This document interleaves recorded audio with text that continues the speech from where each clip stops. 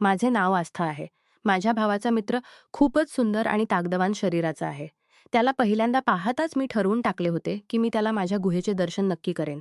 कारण मी त्याच्या धाकट्या भावाच्या पप्पूचे दर्शन घेतले होते. किमान 9 इंच लांब पाईप त्याच्याकडे होता. मी मुंबईत शिकत होते. माझ्या डोळ्यांचा रंग निळा आहे आणि केस काळे गडद आहेत. मी 5 फूट 5 इंच उंचीची आहे. 22 वर्षांची असताना मी अभ्यासासाठी लंडनमध्ये राहते. इथे मी माझ्या मोठ्या भावा आर्यन आणि त्याच्या बालपणीच्या मित्रा विजयसोबत 3 खोल्यांच्या फ्लॅटमध्ये राहते.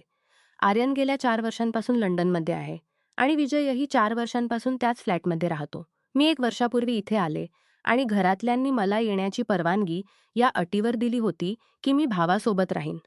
मुंबईत मी एका एज्युकेशन कॉलेजमध्ये शिकत होते, जिथे माझ्या क्लासमेट्स आणि कॉलेजचे इतर मुलगे माझ्यावर अनेकदा टिप्पणी करत असत. पण मी कधीही कोणाकडे लक्ष दिले नाही. माझे सर्व लक्ष अभ्यासावर होते आणि मी नेहमी नवीन गोष्टी शोधत राहत होते. याच दरम्यान माझा दाखला लंडनच्या एका प्रतिष्ठित कॉलेजमध्ये झाला आणि मी माझे स्वप्न पूर्ण करण्यासाठी इथे आले. माझी इच्छा होती की मी भावापासून वेगळे राहावे, जेणेकरून मी माझ्या आझादीने जीवन जगू शकेन. पण घरातल्यांची अट की मी भावासोबत राहीन जी मी ओलांडू शकत नव्हते. जेव्हा मी इथे पोहोचले तेव्हा विजयला पाहून मी थक्क झाले. तो 5 फूट 10 इंच उंच, गोरा रंग आणि जिम बॉडी असलेला तरुण होता. त्याचे वयही जवळपास 24 वर्षे असावे, म्हणजे माझ्यापेक्षा थोडे मोठे. तो अप्रतिम सुंदर होता जो मला स्वतःकडे ओढत होता. पण थक्क करणारी गोष्ट ही होती की तो नेहमी माझ्यापासून दूर राहण्याचा प्रयत्न करत असे. इतर मुलांसारखे त्याने कधीही माझ्यासोबत जास्त त्रास देण्याचा प्रयत्न केला नाही. पण कामाच्या गोष्टीही तो माझ्यासोबत क्वचितच बोलत असे आणि तेही खूप कमी.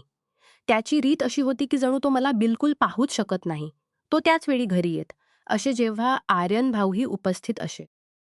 जर कधी असे होई की मी घरात एकटी असे तर विजय घरातून बाहेर निघून जात असे आणि तो तेव्हा परत येत असे जेव्हा आर्यन घरी येईल.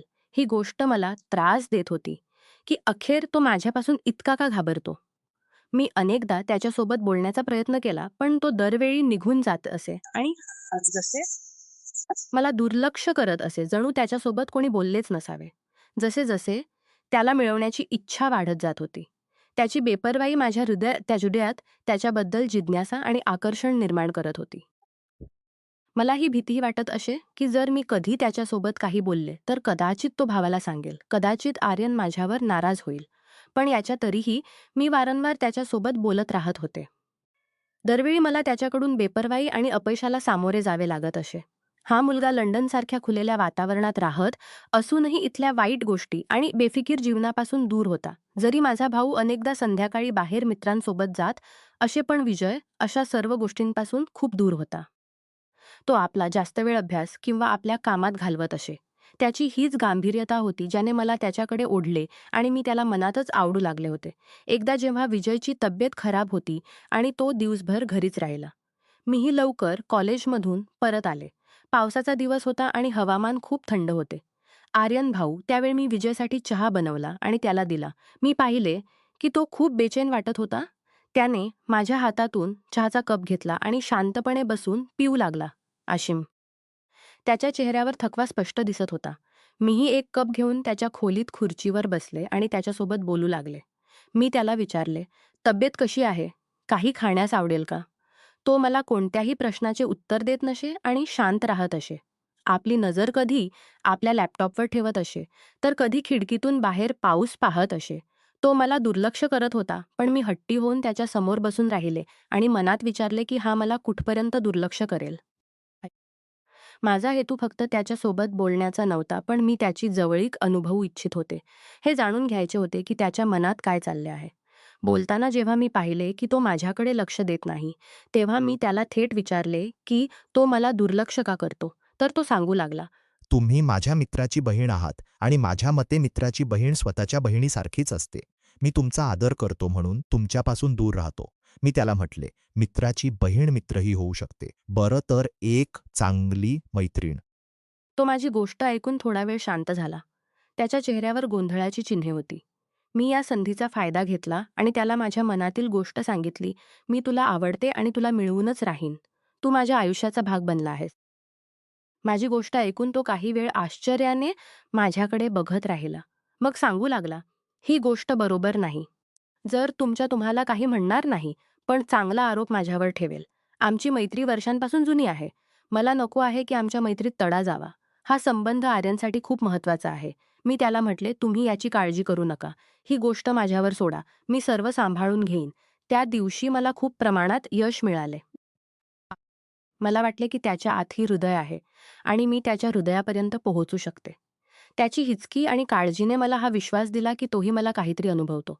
आता मला त्याच्या मनातील भीती दूर करायची होती आणि त्याला हा विश्वास द्यायचा होता की या संबंधात कोणताही धोका नाही.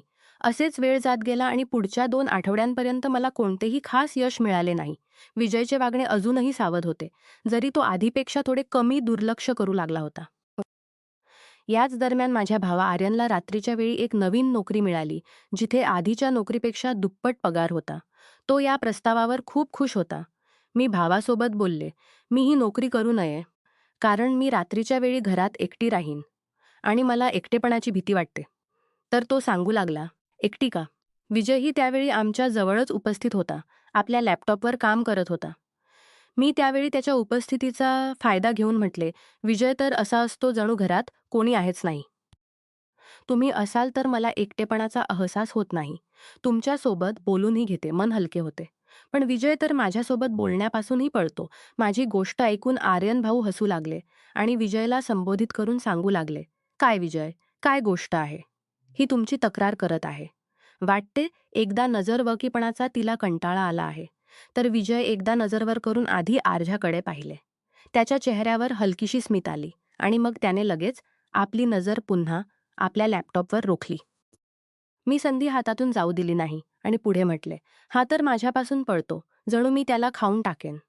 6 महिने विजयने माझ्यासोबत कधीही थेट बोलले नाही आणि आता म्हणतो की मला एकटेपणाचा अहसास होणार नाही. मी अधिक नाटकी अंदाजात म्हटले. आर्यन भाऊ, जेव्हा कधी तुम्ही घरी नसाल विजय घरी येईल, आणि घरात तुम्हाला न पाहून तो बाहेर निघून जातो. मला वाटते जर तुम्ही रात्रीच्या ड्युटीची नोकरी सुरू केली तर तोही घरी येणार नाही आणि मला बिलकुल एकटी सोडून जाईल. माझी गोष्ट ऐकून भाऊ जोरात हसू लागले आणि विजयला पुन्हा संबोधित करून सांगू लागले, विजय कायही खरे सांगत आहे. तुम्हाला लाज वाटत नाही. तर त्याने एकदा पुन्हा आपले डोके वर करून मला पाहिले. त्याच्या डोळ्यांत हलकीशी चमक होती आणि काहीतरी सांगायचे होते की आर्यन भाऊ मध्ये बोलून पडले आणि सांगू लागले, विजय, मला तुमच्यावर आणि बहिणीवर विश्वास आहे. माझा विचार आहे की माझ्या गैरहजेरीत माझ्या बहिणीला एकटेपणाचा अहसास होणार नाही. विजय, तुम्ही याचे लक्ष ठेवाल. आर्यन भाऊंची गोष्ट ऐकून विजय बोलला, आर्यन. तो आपली गोष्ट सुरूच करत होता की आर्यन भाऊ पुन्हा बोलून पडले, बस बस, आता हा विषय बंद करा आणि बहीण, ज्या चहा बनवून आण. सगळे मिळून चहा पिऊ आणि ही गोष्ट इथे संपली. मी उठून किचनमध्ये गेले. परत आले तर खोलीचे वातावरण पूर्णपणे बदलले होते आणि दोघे गप्पा मारत हसत होते. असे वाटत होते जणू कोणी आपली नजर खाली ठेवत किंवा इकडे तिकडे पाहत राहत होता. ही एक छोटीशी पण महत्त्वाची यश होती. पुढच्या दिवशी भाऊनी विजयला सांगितले, विजय, उद्यापासून तुम्ही आपल्या नोकरीवर जाताना बहिणीला तिच्या कॉलेजला सोडून या आणि परत ती स्वतः लोकल ट्रान्सपोर्टने येईल. मी रात्री ड्युटीवर राहीन. तुम्ही याचे लक्ष ठेवा.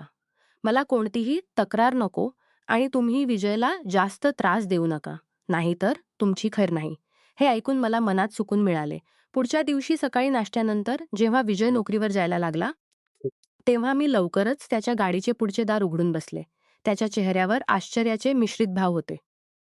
तो गाडीत बसला आणि एक नजर मला पाहून हळूहळू हसला आणि गाडी चालवू लागला. तो चालवत असताना शांत होता, जणू आपल्या विचारांत हरवलेला होता. मी ही शांतता तोडली आणि सांगू लागले, विजय, तुम्ही जितके दूर पळाल मी तितकी जवळ राहीन. आणि मी सांगितले होते की मी तुला आवडते आणि तुला मिळवूनच राहीन. तू माझ्या नशिबात आहेस. तो माझ्या गोष्टी शांतपणे ऐकत राहिला. कधी हळूहळू डोके हलवत असे आणि मला कॉलेजच्या बाहेर सोडून निघून गेला. मला वाटले की माझे शब्द त्याच्या हृदयावर काहीतरी परिणाम करत आहेत. दुपारी मी घरी आले तर आर्यन भाऊ झोपले होते. मी आपली कपडे मशीनमध्ये टाकून धुतले आणि टीव्ही लावून बघू लागले. संध्याकाळी विजय आला तर मी त्यालाही चहा प्यायला दिला.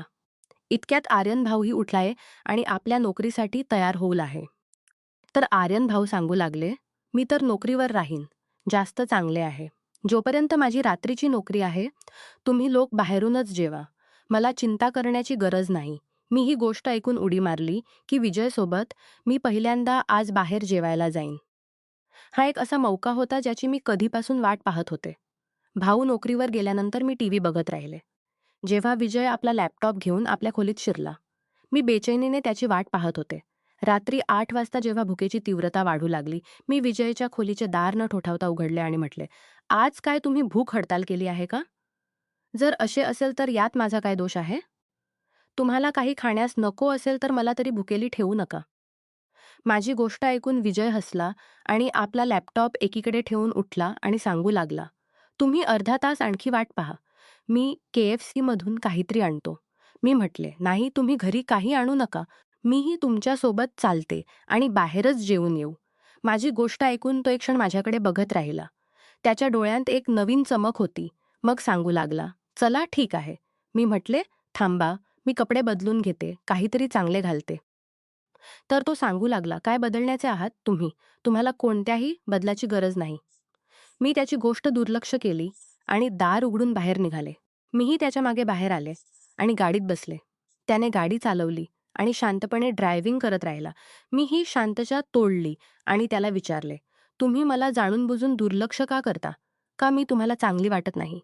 आता माझ्यात काही कमतरता आहे का, की तुम्ही माझ्यासोबत बोलण्यापासूनही कचरता? आस्था, माझी गोष्ट ऐका. जर तुम्ही पुढे अशा गोष्टी केल्या, तर मी तुमच्या भावाला सांगेन." त्याने थोड्या रागाने म्हटले, "तुम्ही चाहो तर सगळ्या जगाला सांगा, मला पर्वा नाही. मी तुमच्यासोबत तिथेपर्यंत विचारत राहीन जोपर्यंत मला कळत नाही की माझ्यासोबत असे वागणे का आहे. तुम्ही माझ्या मित्राची बहीण आहात आणि माझ्यासाठी सन्माननीय आहात. बस एवढेच कारण. तुम्हाला कधीपासून सांगते की मी तुमच्या मित्राची बहीण नाही. का मित्राची बहीण ही मैत्रीण बनू शकत नाही? का हे गरजेचे आहे की ती फक्त बहीणच राहावी, कधी मैत्रीण न बने? नाही, अशी गोष्ट नाही. जर तुमच्या भावाला कळले तर तो काय समजेल? आम्ही दोघांवर नाराज होईल. हे सगळे तर माझ्यावर सोडा. मी सर्व सांभाळून घेईन. तुम्हाला फक्त माझी गोष्ट ऐकायची आहे आणि माझ्याकडे एकदा लक्ष द्यायचे आहे. तरीही मला हे सगळे चांगले वाटत नाही. हे माझ्या मैत्रीच्या विरुद्ध आहे. का चांगले वाटत नाही? याचे काही खास कारणही तर दाखवा. कदाचित मीही त्याला वाईट समजू लागेल आणि आपला हेतू बदलून टाकेन. मी तुमच्यासोबत वाद घालू शकत नाही, त्याने कंटाळून म्हटले. त्याच्या चेहऱ्यावर बेपसीची चिन्हे होती. मग माझी गोष्ट मान्य करा. मी तुम्हाला हे दाखवते की मी तुम्हाला आवडते आणि तुम्हाला मिळवूनच राहीन. मी तुमच्यावर आपले हृदय हरवून बसले आहे. तर मला दाखवा, मी तुमच्या आयुष्यातून निघून जाईन. हो, त्याने KFCच्या समोर गाडी थांबवली आणि स्वतः दार उघडून बाहेर निघाला आणि थोड्या वेळाने 2 हलाल बर्गर आणि 2 कोक घेऊन आला. मी त्याला म्हटले की खाणे घेऊन घरी न जावे, तर इथे जवळच्या कोणत्यातरी पार्कमध्ये जिथे बसून खाऊ. तो माझी गोष्ट ऐकून शांत राहिला आणि गाडी चालवू लागला. थोड्या वेळाने त्याने एक खूप सुंदर पार्कच्या समोर गाडी थांबवली, जिथे हिरवीगार रोशनी होती आणि सुकून वाटत होते. आम्ही दोघे एका बेंचवर बसून बर्गर खाल्ले. या दरम्यानही मी त्याच्यासोबत बोलण्याचा प्रयत्न केला, पण तो शांत राहिला. कधी आकाशाकडे बघत असे, तर कधी गवतावर नजर रोखून ठेवत असे. पण मी हिंमत हारली नाही. मी अनुभवले की त्याच्या शांततेतही काहीतरी लपलेले होते. तो काहीतरी सांगू इच्छित होता, पण हिचकत होता. पुढच्या दिवशी शुक्रवाराचा दिवस होता. सकाळी जेव्हा तो मला कॉलेजला सोडायला गेला, तर रस्त्यात पुन्हा बोलण्याचा प्रयत्न करत राहिले. पण नेहमीप्रमाणे मला अपयशाला सामोरे जावे लागले. त्याचा रवैया अजूनही जुनाच होता. त्या दिवशी संध्याकाळी जेव्हा भाऊ नोकरीवर जायला लागले, तेव्हा मी त्यांना म्हटले, "भाऊ, आज तुम्ही नोकरीवर जाऊ नका. मला तुमच्यासोबत वेळ घालवायचा आहे." "काय, खैरियत तर आहे ना आस्था? काही समस्या आहे का?" "नाही, असे काही नाही. आज माझे बाहेर जेवायचे मन करत आहे. जेव्हापासून लंडन आले, कधीही तुम्ही मला बाहेर जेवायला नेले नाही. मला तुमच्यासोबत जायचे आहे." "मी तर नेऊ शकत नाही. माझी रात्रीची ड्युटी आहे. तुम्ही विजयसोबत चला जा. तो तर फॉरेनर आहे. तो तर असा माणूस आहे की ना स्वतः कुठे जातो ना कुठे मला घेऊन जाईल. त्याला तर घरातून बाहेर पडणेही आवडत नाही." माझी गोष्ट ऐकून आर्यन भाऊ हसू लागले आणि सांगू लागले, "नाही, अशी गोष्ट नाही. तो आहे तर खूप खुलेल्या स्वभावाचा माणूस, पण तुमच्यापासून थोडा आरक्षित राहतो. कळत नाही का? माझ्यापासून आरक्षित का राहतो हे मला कळत नाही. खैर, सोडा ही गोष्ट. जर तुम्ही मला नेऊ शकत असाल तर न्या. तो मला नेणार नाही. जर त्याच्यासोबत जाण्यासाठी सांगायचे असेल तर साफ सांगा की मी जाऊ नये." "नाही, अशी गोष्ट नाही. तुम्ही त्याला सांगा." "तो मानणार नाही, तर तुम्ही स्वतः त्याला सांगा, तर कदाचित तुमची गोष्ट मान्य करेल. तो तुमची गोष्ट जास्त ऐकतो." "ठीक आहे." यावेळी तो नोकरीवर व्यस्त असेल. "जेव्हा येईल तेव्हा माझ्या फोनवर बोलवून द्या. मी त्याला सांगेन." भाऊंची गोष्ट ऐकून मी खुश झाले. माझा प्लान यशस्वी झाला होता. मी जाणत होते की भावाचे सांगणे तो टाळणार नाही. भाऊ निघून गेले तर मी उठून फ्रेश होऊन निळी जीन्स सोबत पांढरी टी शर्ट घातली आणि हलका मेकअप करून तयार झाले. मी आरशासमोर उभी राहून स्वतःला पाहिले तर मी खूप सुंदर दिसत होते. माझा आत्मविश्वास वाढला होता. मी जेव्हापासून लंडन आले आज पहिल्यांदा मी मेकअप केला होता. जरी माझ्याकडे मेकअपचे सामान होते, पण मी कधीही स्वतःला तयार करण्याची गरज अनुभवत नव्हते. तयार झाल्यानंतर मी विजयची वाट पाहू लागले. माझे हृदय जोरात धडधडत होते. एक अजबशी बेचैनी होती. थोड्या वेळाने तो आला. मी दार उघडले तर त्याने मला पाहिले आणि एक क्षण थक्क होऊन राहिला. त्याच्या डोळ्यात आश्चर्य आणि काहीतरी दुसरेच जज्बात होते. पण दुसऱ्याच क्षणी तो सावरला आणि आत दाखल झाला. मी दार बंद केले आणि आत येऊन त्याच्यासाठी चहा बनवला. चहानंतर मी त्याला म्हटले, "विजय, आज कुठे बाहेर जेवायला न चालाल? भाऊनी सांगितले आहे की तुमच्यासोबत चला जा." त्याने मला न बघता म्हटले, "मी जाऊ शकत नाही. जर जायचे असेल तर आर्यनला सांगा. तो घेऊन जाईल." मी भावाला विचारले आहे. ते म्हणत होते की मला जोर दिला आहे की तुम्ही मला घेऊन जा. मला तर त्यांनी सांगितले नाही. तुम्ही त्यांच्यासोबत फोनवर बोलून घ्या. नाही मी नाही करत त्याच्यासोबत बोल आणि नाच तुम्हाला घेऊन जाईन. माझ्याकडे वेळ नाही आणि मला बाहेर जाण्याचा मूड नाही. मी विजयची गोष्ट ऐकली आणि आपल्या फोनवर भावाचा नंबर मिळवला. जेव्हा बेल वाजली तर मी फोन विजयला पकडवून दिला. लो भावासोबत बोलून घ्या, ते तुमच्यासोबत बोलू इच्छितात. नाही मी नाही करत त्याने फोन माझ्याकडे वाढवत म्हटले. त्याच्या चेहऱ्यावर शक्ती होती. मी फोन पकडला आणि जसे भाऊ फोन उचलला, मी रडण्याच्या अंदाजात म्हटले, भाऊ मी काय सांगितले होते? विजय मला नेणार नाही. तुम्ही स्वतःच मला मना करून द्या. मी किती एकटी अनुभवत आहे. नाही असे कसे होऊ शकते? तुम्ही माझी गोष्ट विजयसोबत करून द्या. भाऊनी आश्चर्याने म्हटले, तो तुमच्यासोबत बोलण्यासाठीही तयार नाही. तो तर म्हणत आहे की त्यांना माझ्यासोबत बाहेर जाण्याचा बिलकुल मूड नाही. भाऊनी फोन बंद केला. पुढच्याच क्षणी विजयच्या फोनवर घंटी वाजू लागली. विजयने माझ्याकडे रागाने भरलेल्या नजरेने बघत फोन उचलला. हॅलो, काय हाल आहे आर्यन? मग त्याने माझ्यावर नजर टाकली आणि भावाला सांगू लागला, काय मी कसे नेऊ शकतो याला यार? मला काम आहे. माझी गोष्ट तुम्ही समजता का? दुसऱ्या बाजूने भाऊनी जणू विजयला काही सांगितले. विजयने माझ्याकडे पाहिले आणि फोन बंद केला आणि पण जायचे कुठे आहे? कोणत्या तरी चांगल्या हॉटेलवर चला, ठीक आहे. पण लाईव्ह म्युझिक असेल. नाही मी तुला हॉटेलवर नेऊ शकत नाही. आज माझा मूड नाही. नाहीतर मी पुन्हा भावासोबत बोलते. मी त्याला पुन्हा धमकी दिली. एक तर तुम्ही भावाची धमकी खूप देता. तुमचा भाऊ माझ्यावर कोणताही हाकीम तर नाही लावला की मी त्याच्या भीतीने तुमची प्रत्येक जायज-नाजायज गोष्ट मान्य करू. त्याने आता थोड्याशा मजेशीरपणे म्हटले. तर ठीक आहे. आता भावासोबत बोलून घ्या आणि त्यांना सांगा की मी नेऊ शकत नाही. मीही थोडी शरारत केली. ठीक आहे पण एक गोष्ट ऐकून घ्या. तिथे जाऊन कोणतीही अशी वाईट हरकत करू नका आणि तुम्ही तयार व्हा. मीही कपडे बदलून घेते. तुम्ही तयार होऊन घ्या. खरं तर असेही तुम्ही खूप हँडसम दिसता. मी हसून म्हटले. त्याने पुन्हा माझ्याकडे पाहिले. त्याच्या डोळ्यात एक नवीनशी शरारत आणि हलकीशी हौसी होती. तो आपल्या खोलीत शिरला. थोड्या वेळाने कपडे बदलून बाहेर आला आणि मला सांगू लागला करा आणि परतही लवकर यायचे आहे. त्यावेळी रात्रीच्या जवळपास 9 वाजले असतील. मी लवकर बाहेर निघाले आणि गाडीत बसले. त्याने दार लॉक केले आणि गाडीत येऊन बसला आणि ड्रायव्हिंग करू लागला. आम्ही लंडनच्या एका मोठ्या हॉटेलच्या बाहेर पोहोचलो, जिथे त्याने एक जागा गाडी पार्क केली आणि आम्ही आत गेलो. आत दाखल झालो तर आत तेच इंग्रजी संगीत चालू होते आणि वातावरण खूप रोशन होते. आम्ही रिकामी टेबल शोधली आणि बसले. असेच बसून राहिल्यानंतर मी विजयला म्हटले, "इथे असेच बसून राहू? आता काही ड्रिंक वगैरेही घ्यायची आहे." तो सांगू लागला, तुम्ही बसा, मी काहीतरी आणतो. मी त्याला म्हटले, नाही तुम्ही बसा, मी आणते. तुम्ही थकले असाल. तो उठायला लागला पण मी त्याच्या आधी उठून गेले होते. ज्यामुळे तो बसला. आणि त्याने आपल्या पर्समधून मला काही पैसे दिले. मी ड्रिंकचे 2 ग्लास घेतले आणि टेबलवर आले. ड्रिंक पाहून तो रागाच्या अंदाजात बोलला, हे काय आणले आहे? मी तुम्हाला सांगितले होते कोक आणायची आहे पण तुम्ही हे आणले. त्याच्या चेहऱ्यावर नाराजी स्पष्ट दिसत होती. मी त्याला म्हटले, तुम्हाला ड्रिंक पिणे नको असेल तर न प्या. मी 2ही ग्लास पिते आणि तुमच्यासाठी कोक आणते. असे त्याने मला म्हटले. मी नाही पितो आणि तुम्हालाही पिऊ देणार नाही. पण मी जिद्द केली तर तो शांत झाला. मी पुन्हा उठले आणि त्याच्यासाठी कोक आणले आणि टेबलवर बसून दिवस जात गेले. आमची जवळीक वाढत गेली. विजय आता माझ्यासोबत जास्त खुलेपणाने बोलू लागला होता. नमस्कार मित्रांनो, तुम्हाला ही कथा आवडली असेल तर चॅनेलला सबस्क्राईब करायला विसरू नका आणि यापेक्षाही अधिक रंजक व्हिडिओ पाहण्यासाठी माझ्या चॅनेलवर नुकताच अपलोड केलेला नवीन व्हिडिओ नक्की पहा.